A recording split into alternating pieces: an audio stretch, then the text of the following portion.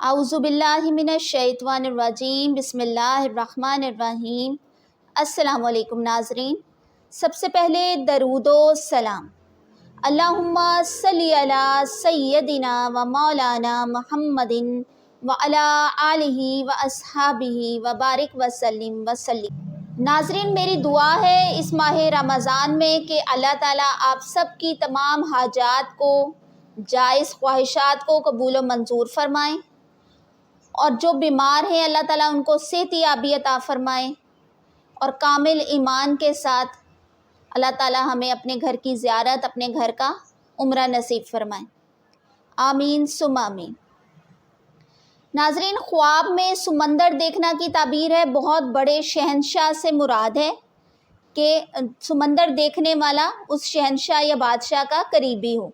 سمندر میں تیرتے ہوئے دیکھنا بادشاہ وقت سے عہدہ پائے، جلیل القدر ممتاز ہو۔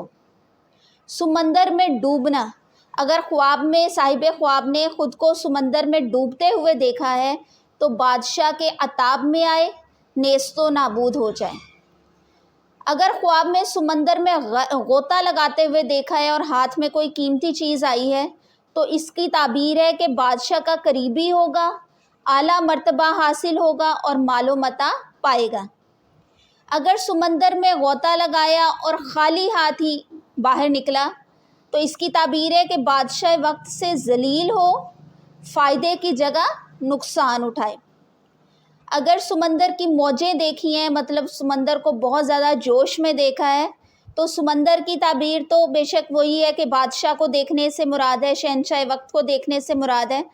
تو موجیں دیکھنا اس سے تعبیر ہے بادشاہ وقت سے زمانہ فائدہ اٹھائے، اور لوگ جو ہیں اس ملک کے یا اس جو علاقے کے لوگ ہیں جہاں پر آپ رہتے ہیں، تو وہاں کے لوگ جو ہیں وہ اس بادشاہ وقت سے خوش ہوں گے اور فائدہ اٹھائیں گے۔